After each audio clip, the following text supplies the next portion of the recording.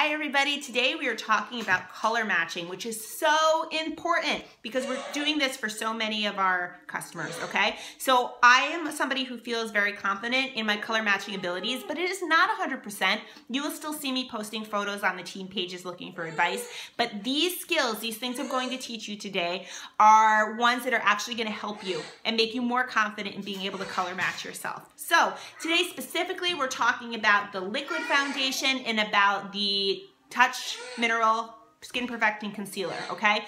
The same methods are going to apply to the pressed powder. However, the pressed powder tends to run a tiny bit lighter, so you're going to have to learn the difference there. But for today, liquid foundation and the concealer, okay? So when a customer comes to me asking for either one of these things, the very first thing I'm going to ask them is to send me a photo, and not any photo, okay? I want a photo that is recent, that is taken in natural light, and that preferably has no makeup on, okay? And let me explain to you exactly what I mean.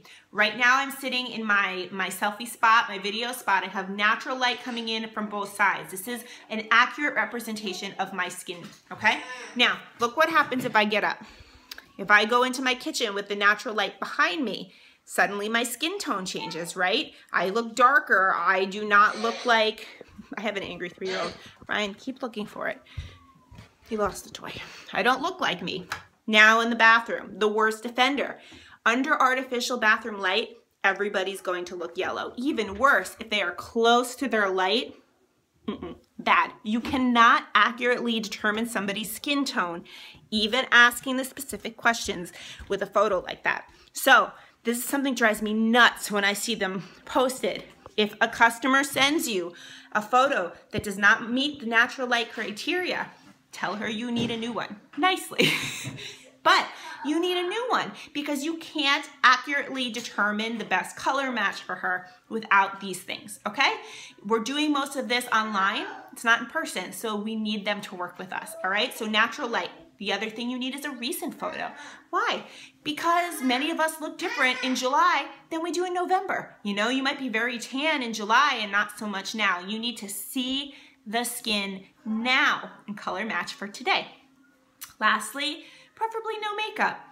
That's pretty self-explanatory. You want to be able to see their skin, their problem areas, what you need to help them with. Okay, so sorry, I get so out of breath now that I'm pregnant. Once you have their photo, okay, then the next step is to determine their undertones. People either have pink undertones, yellow undertones, or neutral undertones. You can also be a neutral who leans pink or yellow, but typically you want to figure out pink, yellow, or neutral. And how are you going to do that? With 2 questions. 1, ask them if they tan or if they burn, okay? Or if there's some combination of the 2. So if they go out in the sun, they instantly burn, they have pink undertones, okay? Burn, pink undertones. If they tan very, very easily, they have yellow undertones. And if there's some combination of the 2, if they go out in the sun, they burn, maybe they kind of tan over later without just peeling, they may have neutral undertones, okay? Pink burns, yellow tans, neutral somewhere in the middle. The second question you want to ask them is to go look at their wrist, the veins in their wrist in natural light, and tell you if their veins are green, if they're blue, or if there's something kind of combination. People can have purple veins, okay? If they have green veins, double checking, green veins, they have yellow undertones. Blue veins, pink undertones. Some combination of the 2 or something totally different, they may have neutral undertones, okay? Pink, blue, green is yellow, and some combination of the 2 is neutral. So once you have these things, you should be able to then determine if they are a pink undertone, if they are a yellow undertone, or if they are a neutral. Now, if you have one of the same, if you have somebody who burns, but also has purple veins, okay, so they might be a neutral who leans pink, okay? Hi, you went pee-pee? You went pee-pee? I'm sorry, guys. This is my life.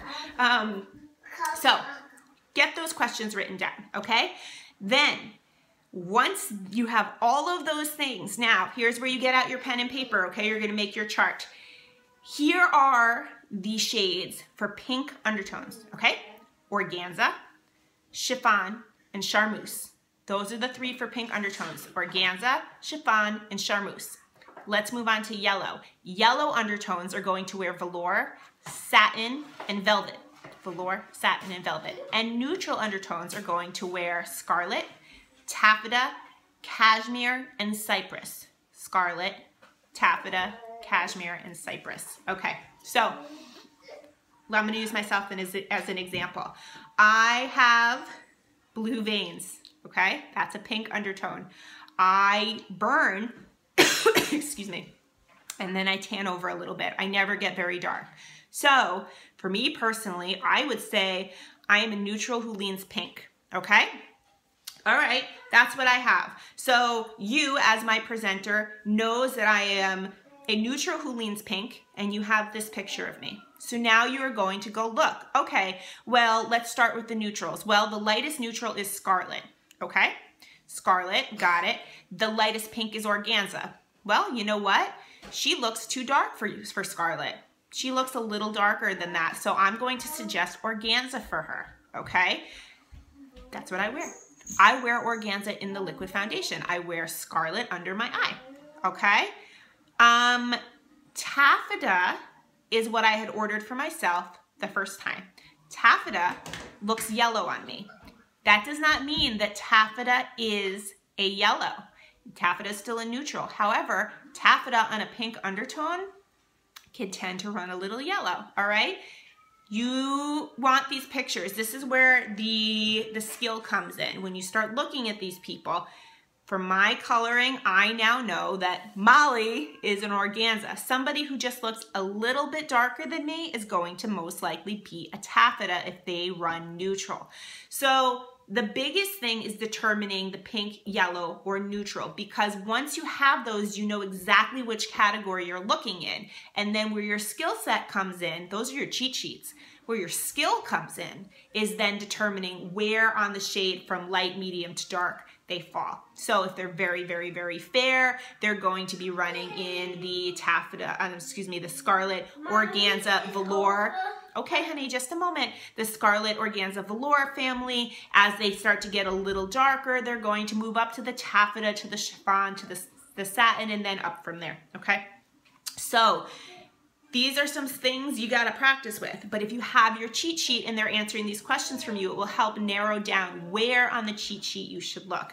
Now, 2 things I wanna talk about that always throw people off. When you are looking at their photos, don't look at the cheeks, okay? The cheeks is one area that always tends to run pink on people. People often have pigmentation on their cheeks. That does not mean they have pink undertones, okay? That's not what you want to be looking at. Ignore the cheeks.